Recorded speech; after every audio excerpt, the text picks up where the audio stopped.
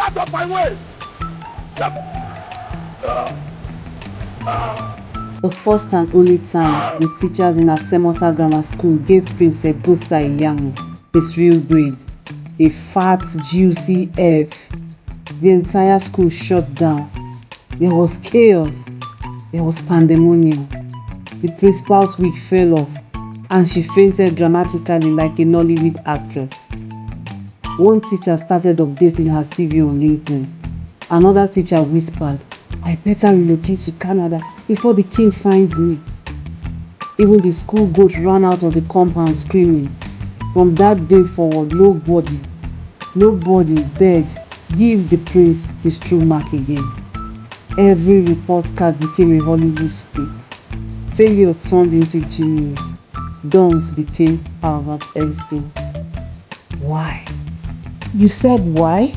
Because Ebusa was no ordinary student. He was the only son of King Iyamu. King Iyamu, the lion of Asemota Kingdom. And so the wrath of royalty thundered that day, the kind that rattled beads, shook walls, and left ears ringing for hours. A fury so sharp it carved itself into memory, a lesson branded on hearts. That kind of royal anger, my brother, it was a free lesson, no textbook required, a deterrent so strong for all. It was the kind of punishment that echoed beyond the schoolyard, the type told in whispers for years, serving as a warning for anyone bold enough to forget. The king's anger was no small matter. King Iyamu was a man you didn't want to joke with. When he sneezed, the villagers said, "Bless you," in 5 different languages. When he coughed, even the birds stopped singing. When he frowned, even the palace goats stopped to bleat. When he peeped, villagers caught malaria. When he smiled, farmers changed their planting season. His anger was hotter than Lagos traffic at rush hours. Even his wife, the queen, used to whisper her prayers before talking to him. Servants tiptoed like they were walking on eggshells. And what of grown-up men? The husbands, fathers, and even grandfathers, elders with white beards, they all turned into stammering toddlers when standing before him. If King Asemota asked a simple question like, "Is it raining?" nobody dared say yes or no. They would instead download the entire BBC weather forecast, humidity levels, UV index, chance of thunder, what NASA satellites saw, and even how their grandmother's arthritis confirmed it. Fear was the law of Asemota, and truth was a refugee. So naturally, no one dared tell him his son was academically, how do we put it politely, he was an academic vegetable. Yet destiny has a way of unmasking lies. No matter how long a goat wears a lion's skin, one day it will bleat. So one day, a white man named Mr. Stephen came to the kingdom of Asemota. He wasn't there for tourism. He wasn't there for pepper soup. He belonged to an NGO called NAPEP, not the tricycles we know. This one meant National Program for Education and Progress. Their mission was to encourage education and sponsor the brightest students abroad. Now, the kingdom of Asemota was not standing alone. It was part of a zone of 5 villages. It was one of those 5 villages. Each village had its own king, its own prize, and its own wahala. So the mission of NAPEP was this. Out of all these 5 villages, each was to present 2 of their best students. That will make up 10 contestants for the NAPEP program. And from those 10, the top 3 were to be selected. The first will be given a scholarship abroad, while the remaining 2 will be given cash gifts as consolation. This pleasant news was well received. The announcement landed like thunder. The drums rolled, the town criers shouted, and in Asemota Grammar School, the teachers looked at each other and said, "Well, you already know one slot has been booked." Slot 1, of course, went to Prince Egosa Iyamu, son of the mighty King Iyamu. Whether he could spell his own name or not, he automatically got the best. Slot 2, the real shining star, the humble but brilliant Osaze Omonri, son of a struggling farmer. Everyone knew that boy's brain had Wi-Fi, always connected. But then these two were selected to represent the village of Asemota. On hearing this, one of the students protested. His name was Efeosa.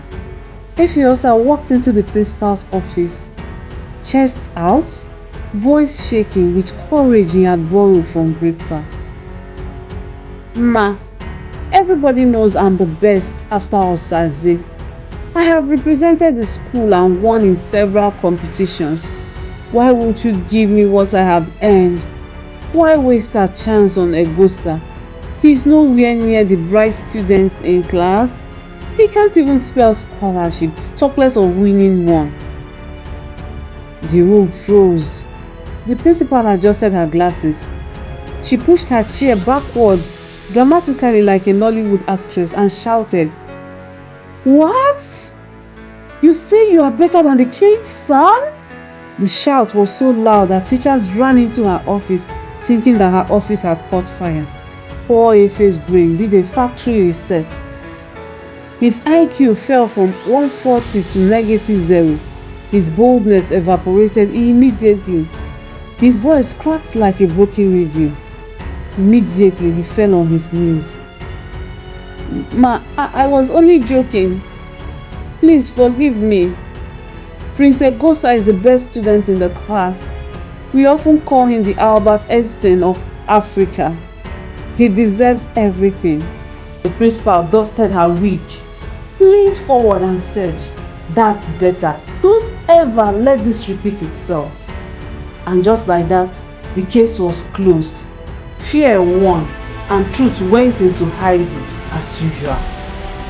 A few days later, the whole school and parents gathered at the assembly ground. Teachers lined up, pretending to smile. Students whispered among themselves. Parents craned their necks from the corner. The king himself, just at the corner, sat like a lion in human form. Mr. Stephen stepped forward, tall, his accent rolling, his voice boomed. "Congrats, boys, but only one of you will get the scholarship abroad, the one who gets the highest score in the fortnight exam." "Congratulations, boys. But remember, only one of you will go abroad. The one who scores the highest in the upcoming exam, conducted by NAPEP. The person will be the winner. This is the first step. As a first step in preparation for the NAPEP exam, you have been chosen and recognized to represent your village." The crowd gasped.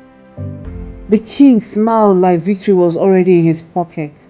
Mr. Stephen continued, "At the end of the day, there will be 3 winners overall. The first will get the scholarship. The other 2, who did not make the scholarship, will receive cash prizes as consolation." The students clapped, though most eyes were fixed on the 2 contestants. The spoiled prince with the golden spoon and the poor farmer's son with nothing but his brains. The king's chest rose with pride. He smiled as if the crown of England was already waiting for his son. That very night, he ordered a feast that shook the palace walls. Chickens were slaughtered. Music played, and wine flowed like river. "Well done, my son. You have done me proud. Eat, my son. Eat well so you can pass. Anything you want will be served to you." "Eat, my son," he declared, his coral beads jingling. "Eat well so your brain will be fat. Anything you desire shall be served you." The boy ate. Egosa ate and ate and ate. Egosa was eating as if exam questions were hidden in the food. Egusi soup, goat meat, crocodile shake, fried plantain, catfish, roasted turkey, palm wine, pineapples, oranges, name it. It all landed on his plate. Villagers, desperate to impress the king, brought tributes, baskets of yams, live chickens, gallons of palm oil. Even one man carried a full cow on his back. The palace dining hall turned into a 24-hour buffet, but books, not one page was touched. The prince never opened one. If food could pass exam, Egosa was already a professor emeritus. Meanwhile, in a tiny mud hut far away from the palace, Osaze sat at a cracked wooden table. His only meal, garri without sugar, sometimes just water. But while his stomach cried, his brain was busy doing push-ups. He read under a flickering kerosene lamp, sweating, dripping of sweat, his lips moving as he whispered the formulas and essays, his hands scratching on paper like his future depended on it. And yes, it did. By day he fetched firewood, tilled the soil, and carried farm loads. By night he buried his head in his books. His belly was empty, but his spirit was full. If hunger was Olympic sports, Osaze was already holding gold. But his brain was sharper than Wi-Fi at midnight. His mother would pat his back and say, "My son, food may be scarce, but wisdom is free. Eat knowledge, and one day the world will feed you." Back in the palace, the king wasn't leaving anything to chance. He summoned the native doctor. The native doctor arrived dressed in red, carrying a calabash and shaking cowries like he was auditioning for village idol.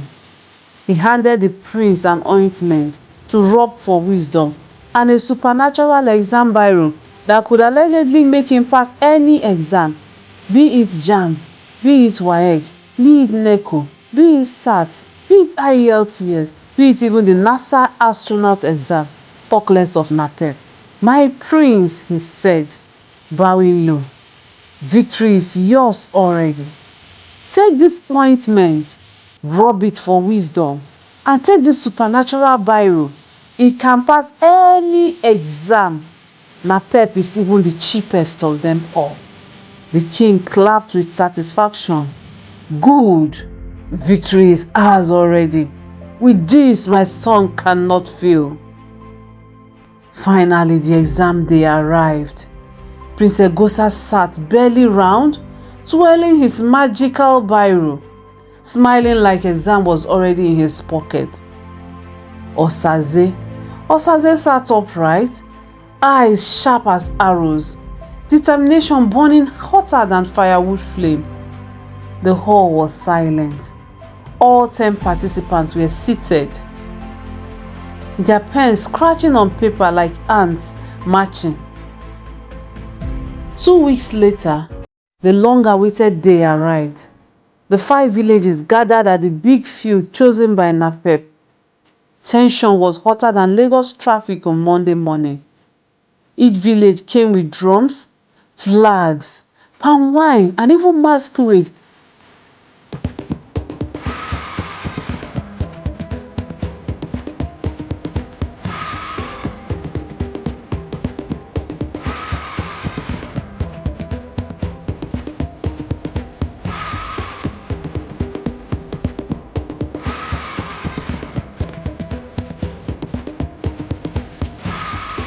Everyone was ready to celebrate their champion.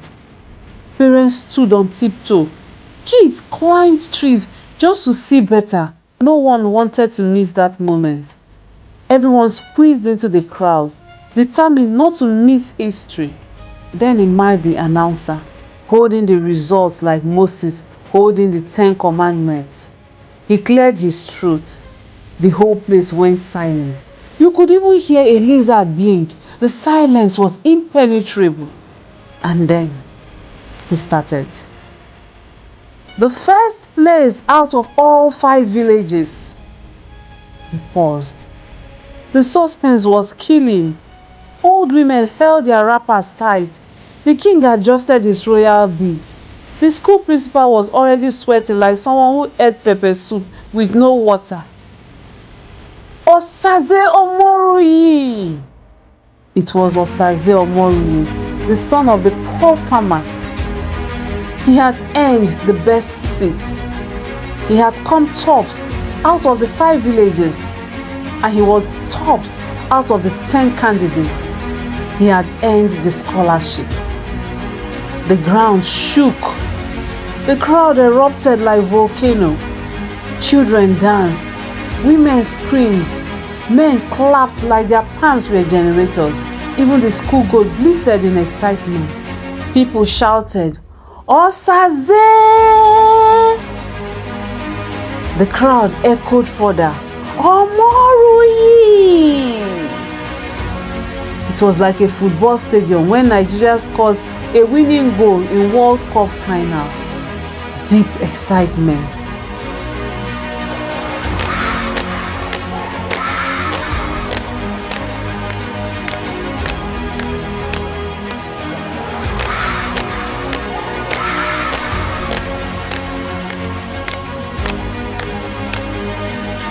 Mr. Stephen smiled broadly at Osaze.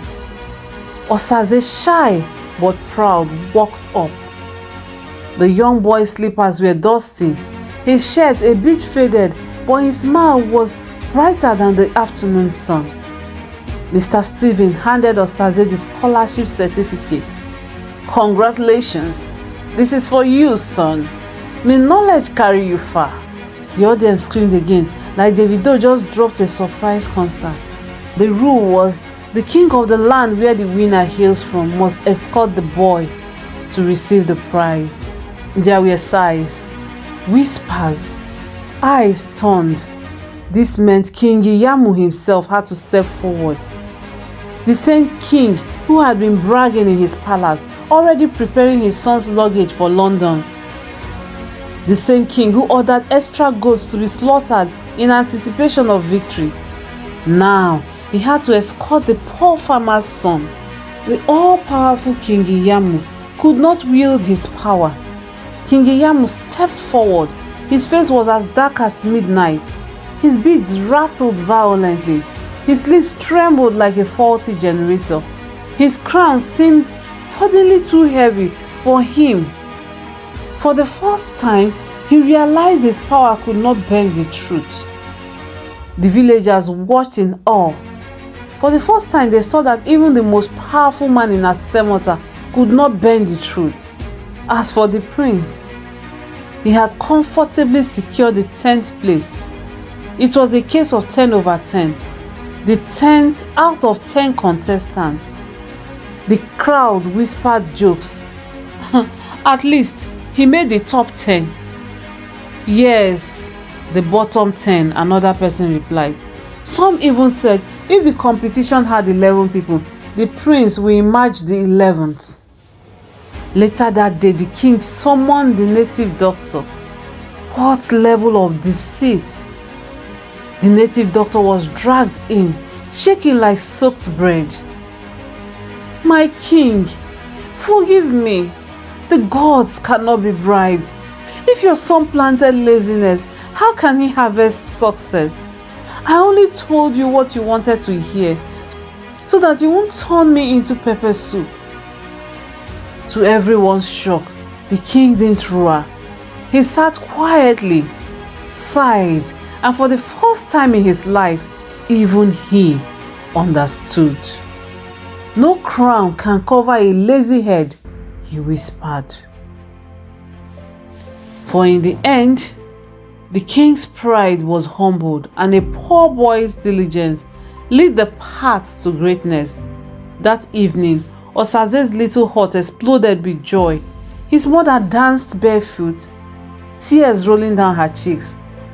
5 days later, Osaze packed his small bag and the entire village escorted him to the station. Drum beats, women sang, Children sang songs of hope, and the story was passed down for generations